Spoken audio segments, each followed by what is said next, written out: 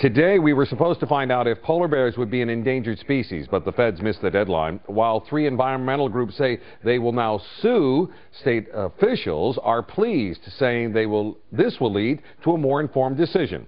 CBS 11's Matthew Simon has the story live tonight in the studio. Matthew?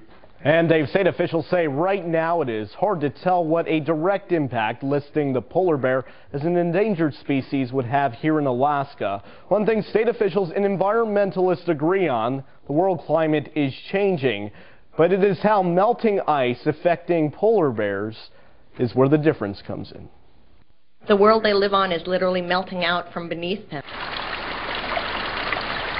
That Natural Resources Defense Council official, along with Center for Biological Diversity and Greenpeace officials, say there is enough evidence global warming is melting Arctic ice so quickly it's killing off polar bears. Why?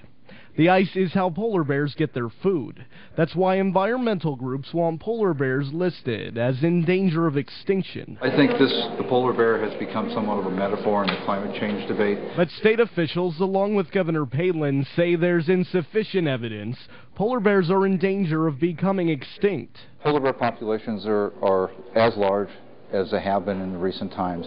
And although there are some factors that are suggesting that there may be a decline, there are other factors that are suggesting that the populations aren't as stressed. For the past year, Bush administration officials have been considering listing the polar bear as endangered. But now they want more time. The environmental groups say that's not good enough and are planning to sue. It's extremely disappointing. We have a situation where over half of the subpopulations of polar bears are expected to be extinct by the middle of this century if we don't take real action now. The state says more time is a good thing, so an informed decision can be made. And I think the state's asking to have the polar bear considered as a self rather than as a piece of the climate change argument, and that there are probably more appropriate tools to address climate change than listing of a species under the Endangered Species Act. Now, one thing state officials do say they know, if the polar bear was declared an endangered species, that would mean having to also declare a critical habitat. That would mean designating an off-limits area state officials would deem necessary to keep polar bears alive. A final decision on all of this is expected later this month. Live now in the studio, Matthew Simon, CBS 11 News. The shrinking ice pack in the Chukchi Sea is forcing polar bears closer to the village of Norvik, and now the mayor of the village is worried a hybrid bear could be created. Residents in the village of about 600 on the Kobuk River have reported seeing at least 2 bears near town, which is a lot further inland than normal.